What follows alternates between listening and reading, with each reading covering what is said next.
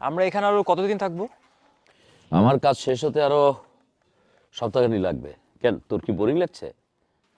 ও, তোর যদি বোর লাগে তাহলে তুই ঢাকায় চলে যা। আরে না, বোরিং লাগার কিছু নাই, বাট বাট সাথে কেউ একজন থাকলে ভাল লাগতো আর কি। ছোট, আমি কিন্তু তোর বড় ভাই। কাকে কি বলিস একটু হিসাব করে বল। I mean guide guide.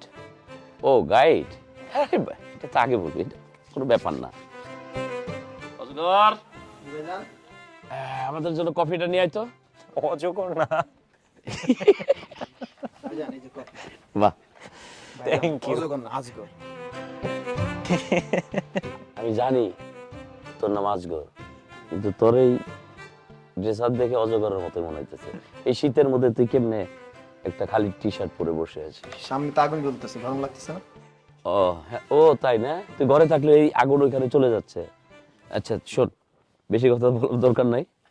কালকে তুই ছোটকে নিয়ে তোদের এই সুনামগঞ্জের যে সুন্দর সুন্দর স্পটগুলো আছে এগুলো ঘুরিয়ে দেখাবি, পারবি না? জি ভাই, পারবো। আচ্ছা ভাইজান, আজগর থাকতে আপনি কোনো চিন্তা করুন না।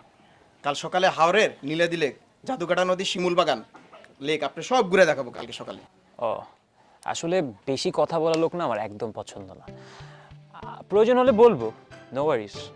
শোন অজগর না আজগর, তুই যা ভিতরে যা, যে আমাদের রাতের খাবারটা রেডি কর। আপনি আবার অজগর করছেন। ওকে যা না, রাতের খাবার খেয়ে শুয়ে পড়ি, তারপর তুই ডিসিশন নিতে এখানে থাকবি না চলে যাবি। হ্যাঁ